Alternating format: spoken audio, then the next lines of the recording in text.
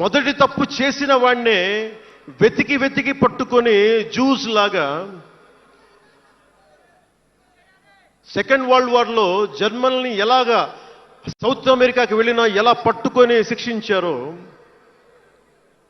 Mossad, అట్లాగా తప్పు ఎవడు చేయనండి, either is a Hindu or Muslim, ఎవరైతే మొదటి తప్పు చేశారో వాళ్ళను కనుక శిక్షిస్తే పర్యవసానమై ఉండవు. ఇది చాలా బలంగా ఆలోచించాలి. అంటే ఇవన్నీ ఎందుకు చెప్తున్నాను, ప్రతి ఒక్కరూ చాలా క్షుణ్ణంగా వినాలి. ఎందుకంటే భవిష్యత్తులో మీకు ఇవే పోరాటాలు. మీరు ఎమ్మెల్యేలు అయిపోయాం, మంత్రులు అయిపోయాం, అందరికీ కార్పొరేషన్ పదవులు వచ్చేసినాయి అంటే కాదు. ఇప్పుడు మనం వేసింది తొలి అడుగు మట్టుకే. నేను భారతదేశం కోసం చనిపోవడానికి సంసిద్ధంగా ఉన్నాను, గుర్తుపెట్టుకోండి. ఎందుకంటే నా ఇంటెన్సిటీ చాలా వైల్డ్గా ఉండదు. అంటే మాట్లాడితే సంస్కృతాన్ని తిడతారు, హిందీని మీరు రుద్దుతున్నారు, సౌత్లో దక్షిణాదిని అంటారు. అన్ని దేశ భాషలే కదా. మన తమిళనాడులో తమిళ్ హిందీ రాకూడదు అంటుంటే నాకు అనిపించింది మనసులో ఒకటే, అప్పుడు తమిళ సినిమాల్ని హిందీలోకి డబ్ చేయకండి. డబ్బులేమో హిందీ నుంచి కావాలి, ఉత్తరప్రదేశ్ నుంచి డబ్బులు కావాలి, బీహార్ నుంచి డబ్బులు కావాలి, ఛత్తీస్గఢ్ నుంచి డబ్బులు కావాలి, కానీ హిందీ మాకు వద్దంటే అదే న్యాయం. పనిచేసే వాళ్ళందరూ మనకి బీహార్ నుంచి రావాలి, కానీ హిందీని ద్వేషిస్తానంటే ఎట్లా? ఇవన్నీ మారాలి కదా. అందుకని భాషల్ని ద్వేషించాల్సిన అవసరం లేదు.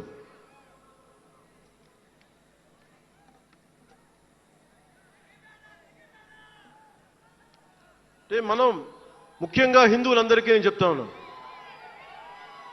మీరు ముస్లింలను చూసి మీరు నేర్చుకోండి. పవిత్ర రంజాన్ మాసంలో ఉపవాస దీక్ష వహిస్తున్న నా ముస్లిం సోదరులందరికీ నా హృదయపూర్వక రంజాన్ శుభాకాంక్షలు. సంస్కృతాన్ని తిడతారు, గుళ్ళల్లో సంస్కృతాలు మంత్రాలు చదవకూడదంటారు. ముస్లిమ్స్ ఆ మాట అంటున్నారా? అరబిక్లోనే కదా, ఐదర్ హిందూ ముస్లిం, ఐదర్ ఆంధ్రప్రదేశ్లో ముస్లిం కావచ్చు, తెలంగాణలో ఉన్న ముస్లిం కావచ్చు, తమిళనాడులో ఉన్న ముస్లిం కావచ్చు, అరబిక్లోనే కదా మంత్రాలు చదువుతారు, ప్రార్థిస్తారు. హిందూ ధర్మంలో సంస్కృతంలో చేస్తారు. దానికి ఏంటి సమస్య? తమిళంలో చదవాలా, తెలుగులో చదవాలా, కన్నడంలో చదవాలా? ఆ విధి విధానాలు ఉన్నాయి, వదిలేసేయండి వాటిని. వాటి జోలికి వెళ్ళకుండా కష్టాలని వాటిని పట్టించుకోండి.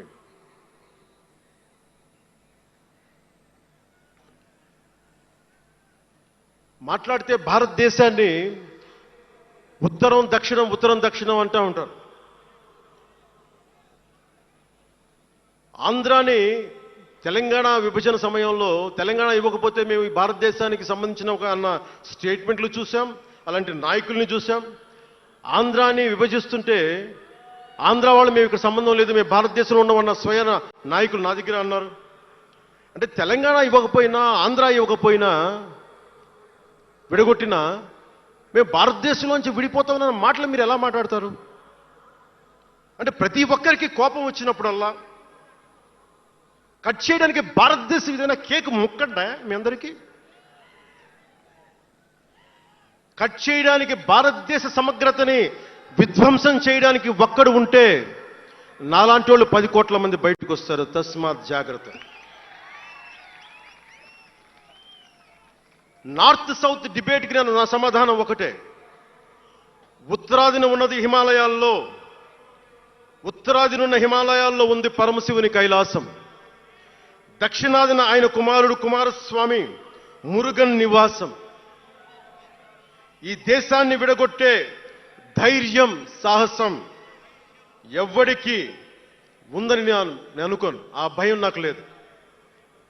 వారు ఎంచుకున్న ప్రదేశం ఈ భారతదేశం.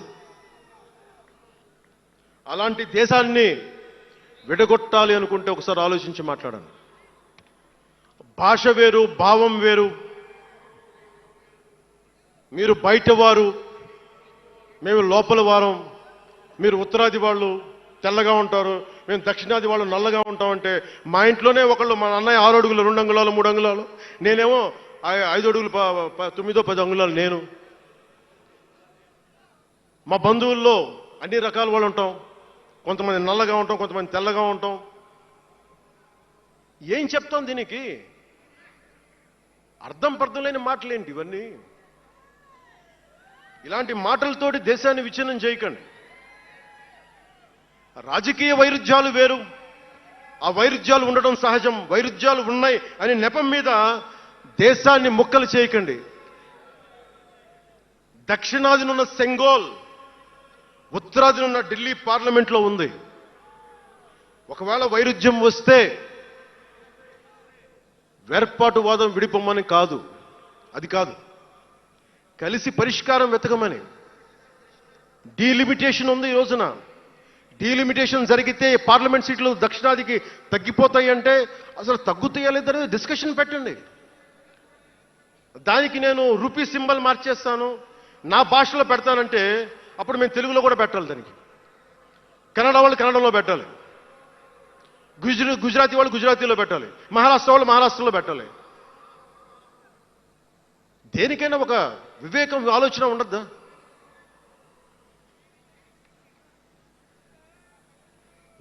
ఉన్నత పదవుల్లో ఉన్నవారు మీరు చాలా ఆలోచించి చేయాలి, చాలా ప్రభావితం చేస్తాయి మీ మాటలు.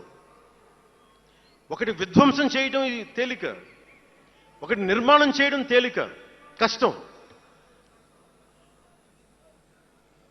నేను వివక్ష అనిపించలేదు అనుకుంటున్నారా మీరందరూ?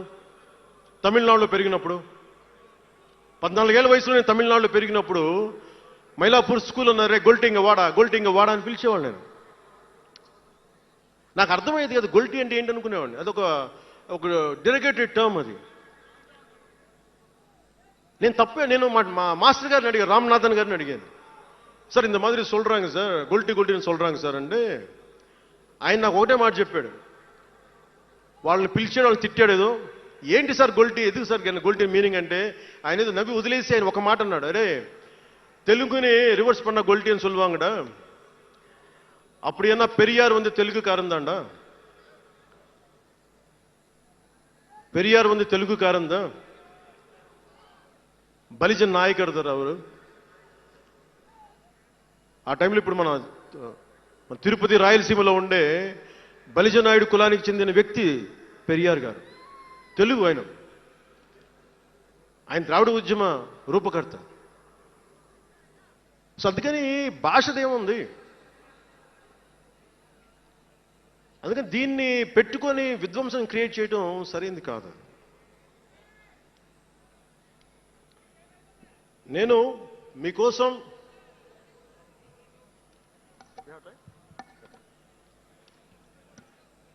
జన సైనికులకి, వీర మహిళలకు, నాయకులకు, అండగా ఉన్న శ్రేయోభిలాషులకు, ఆదరించిన ప్రజలకు, నమ్మి నిలబడ్డ సహచరులకు ఒకటే చెప్పదలుచుకున్నాను, మీరే నా బంధం, మీరే నా అనుబంధం, మీరే ఈ జనసేనానికి రక్త సంబంధం.